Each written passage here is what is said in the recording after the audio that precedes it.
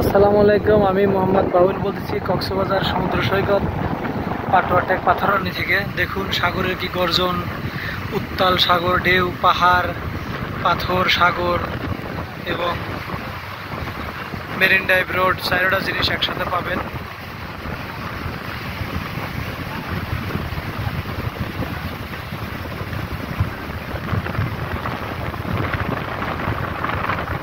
বিশাল পাহাড়, marine drive road.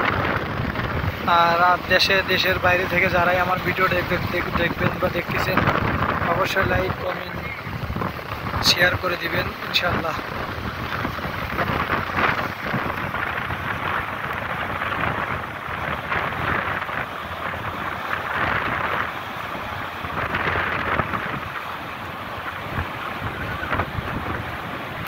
সাগরের উত্তাল ঢেউ, সাগরের